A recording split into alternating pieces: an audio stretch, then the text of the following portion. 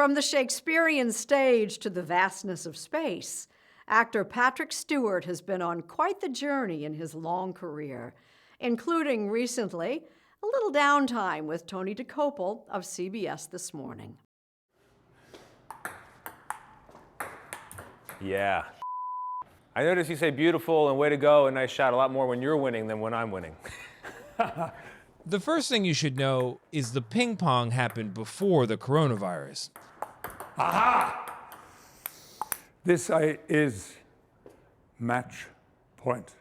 What are you trying to communicate? I won't right say championship point, but match point. And it was Sir Patrick Stewart's idea. What exactly are you trying to convey? I'm just trying to convey that there's a little significance about this moment. This one. Because this may be the last ball we ever play. This could be it. If you're surprised, well... Great game. I was thinking about jumping the net, but I think that would have been a little bit too challenging. Yeah, I was thinking about throwing the racket. Thank you. I enjoyed that. And then so I thought, Charles Xavier. It turns out the actor behind such sci-fi gentlemen as the X-Men's Professor Xavier... Who are you? You know who I am. You're the man who puts me to sleep. And Jean Luc Picard, captain of the USS Enterprise, is much more down-to-earth than either his title or his accent might imply. Mr. Tarsy's grandfather is Romulan. And for that reason, his career now stands in ruins. What's also unexpected is Stewart's celebrated return in Star Trek Picard, a big-budget reboot of the franchise, now streaming on CBS All Access, a part of Viacom CBS. I don't want the game to end. Stewart is also an executive producer. did you always want to contribute as an executive producer? No, I was too naive, too new at the game of series television. And I had so much work to do. I mean, the first couple of years, I didn't have a life or a social life at all. I do love you. We work a 5-day week, 12, 13, 14, sometimes 15-hour day, especially towards the end of the week. And Saturday morning, I would allow myself a little sleep in, and then I would do my own laundry, which, by the way, I still do. It's an obsession with me. Long before he was knighted by the Queen of England or hailed by a nation of so-called Trekkies. P. Stew, as friends call him, grew up in poverty in northern England. His mother was a textile worker, and his father a war hero who brought some of the battle home.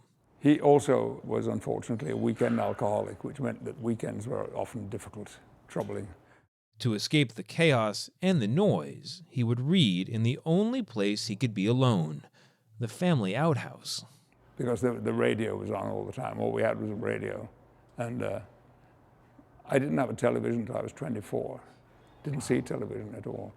So being part of a very successful television show feels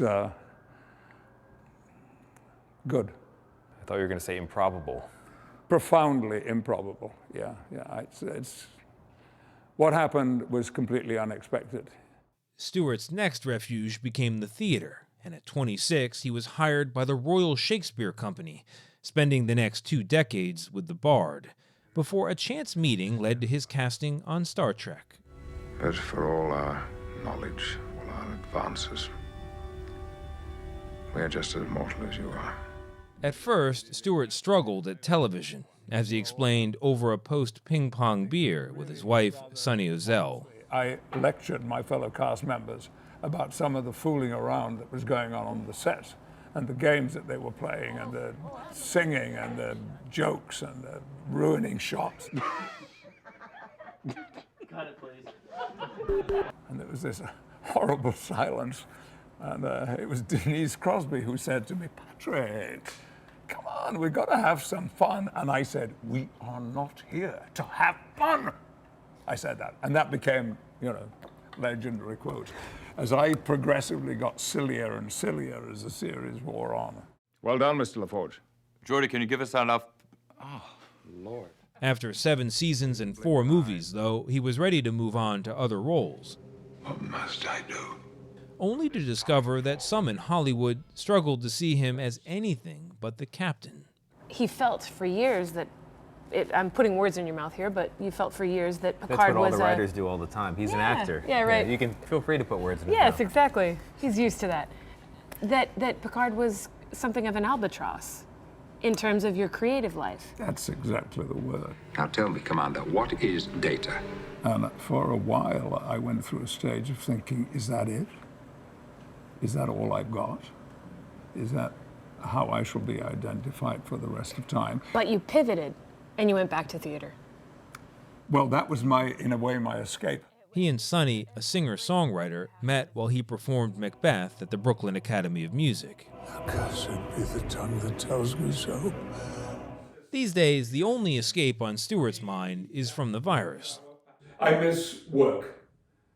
This is the longest period in my career, which is well over 60 years now, in which I haven't actually been doing what I do, which is performing, acting.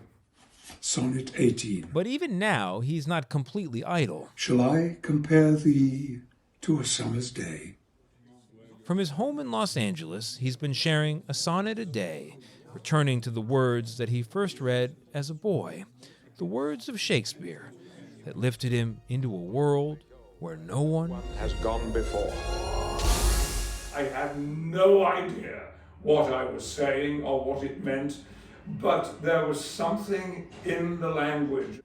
So long as men can breathe and eyes can see, so long lives this, and this gives life to thee.